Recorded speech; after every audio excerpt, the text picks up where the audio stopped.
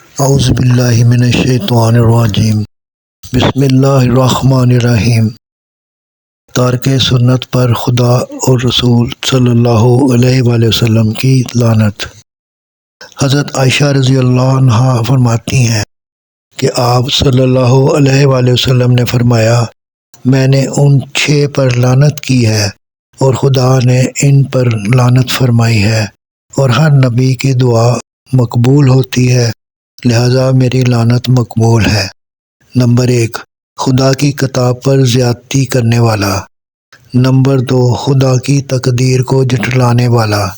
Number 3، ہماری امت پر مسلط ہو کر ظلم کرنے والا کہ اللہ کے معزز بندوں کو ذلیل کرے اور اللہ کے ذلیل بندوں کو عزت دے۔ نمبر 4، اللہ کے حرام کو حلال کرنے والا۔ نمبر 5، میرے اہل بیت کی بے حرمتی کرنے والا جسے اللہ نے حرام قرار دیا۔ نمبر 6، سنتوں کو ترک کرنے والا۔ فائدہ: ترک سنت کی وعید پر یہ حدیث بہت اہم اور رونگٹے کھڑے کر دینے والی ہے کہ آپ نے اور خدائے پاک نے جن 6 افراد پر لعنت فرمائی ہے، ان میں ایک آپ صلی اللہ علیہ وسلم کی سنتوں کا تارک، سنتوں کی رعایت نہ کرنے والا، اپنی زندگی اور اپنے رہن سہن کے اسلامی امور میں سنتوں سے غفلت اور سستی کرنے والا بھی ہے۔ اس سے بڑھ کر اور کیا محرومی ہوگی۔ سنتوں کو رائج کرنے والے کا ثواب۔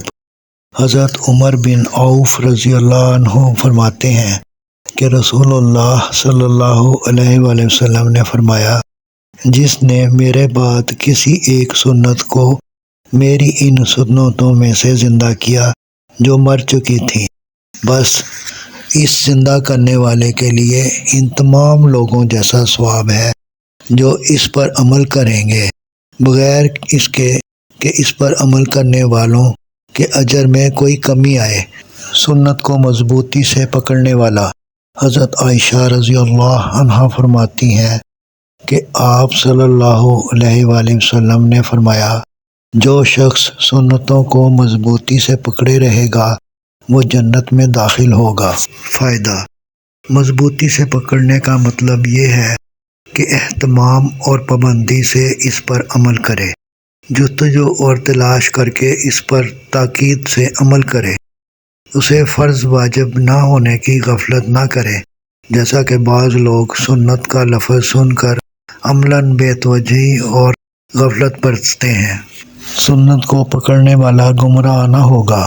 حضرت ابو ہریرہ رضی اللہ عنہ سے مروی ہے کہ آپ صلی اللہ علیہ وسلم نے فرمایا، میں تم میں 2 چیزوں کو چھوڑے جا رہا ہوں جس کی وجہ سے تم میرے بعد گمراہ نہ ہوگے۔ نمبر 1، اللہ کی کتاب۔ نمبر 2، اور میری سنت۔ فائدہ: مطلب یہ ہے کہ میرے بعد جو کتاب اللہ کو اور میری سنت کو پکڑے رہے گا گمراہ نہ ہوگا۔ اس سے معلوم ہوا سنت پر پابندی سے عمل کرنے والا گمراہ نہ ہوگا، خصوصاً آخر زمانہ میں جب کہ گمراہی عام ہو جائے گی۔ سنتوں پر اہتمام و تاکید سے عمل کرنے والا گمراہی سے محفوظ رہے گا۔ حضرت عبداللہ ابن عباس رضی اللہ عنہ کی ایک حدیث میں اس طرح ہے کہ اے لوگو، اگر تم نے مضبوطی سے پکڑ لیا تو ہرگز گمراہ نہ ہوگے۔ میں تم میں کتاب اللہ اور سنت کو چھوڑے جا رہا ہوں۔ فائدہ: کتنی بڑی دولت ہے کہ سنتوں پر عمل کرنے والا کبھی گمراہ نہ ہوگا۔ افسوس کہ آج لوگ سنتوں سے کس قدر غافل ہیں، اس عظیم دولت کی قدر نہیں کرتے جس سے آخرت کی نجات وابستہ ہے۔ کوئی شخص ہدایت حاصل نہیں کر سکتا جب تک کہ اس کی زندگی میں رسول پاک صلی اللہ علیہ وسلم کی سنتوں پر عمل نہ ہو۔ بد دینی کے زمانے میں سنتوں پر عمل کرنے والا۔ حضرت عبداللہ بن مسعود رضی اللہ عنہ سے مروی ہے کہ اختلاف امت کے وقت میری سنتوں پر عمل کرنے والا ایسا ہوگا جیسا کہ ہاتھ میں چنگاری لیے رہنے والا۔ فائدہ: مطلب یہ ہے کہ جب لوگ دینی امور میں اختلاف پیدا کریں گے، خواہشات کے تابع ہوں گے، دینی امور سے ہٹ کر بد دینی کو اختیار کر رہے ہوں گے، ایسے وقت سنتوں پر عمل کرنا مشکل ہوگا۔ ماحول کے خلاف ہونے کی وجہ سے شدید پریشانیوں کا سامنا کرنا پڑے گا کہ بسا اوقات زندگی دشوار ہو جائے گی۔ چنانچہ آج جہاں پردے کا ماحول نہیں، بے پردگی حد درجہ رائج ہے، وہاں پردہ کا اختیار کرنا بعض اوقات پریشانیوں کا باعث ہو جاتا ہے۔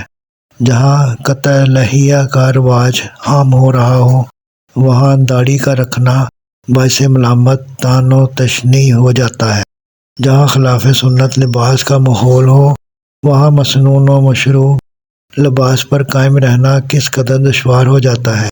جو حضرات ایسے ماحول میں سنتوں شریعت پر باقی ہیں، ان کو اس کا تجربہ اور احساس ہوگا۔ شہری زندگی میں تو آج یہ پیشن گوئی پوری ہو رہی ہے۔ آج سنت کے مطابق شادی کس قدر مشکل ہے۔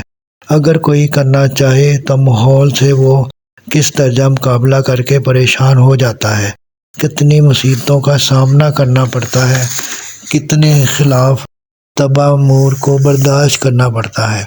صاحب عمل ہی اس کا اندازہ لگا سکتے ہیں۔ حیرت و افسوس ہے، ماحول بالکل الٹ گیا ہے۔ ایسے حضرات کو سہولت و آسانی اور راحت ہونی چاہیے کہ صحیح اور درست اور محمود راستہ پر چل رہے ہیں۔ خدا ہی ایسے ماحول بد سے حفاظت فرمائے، آمین۔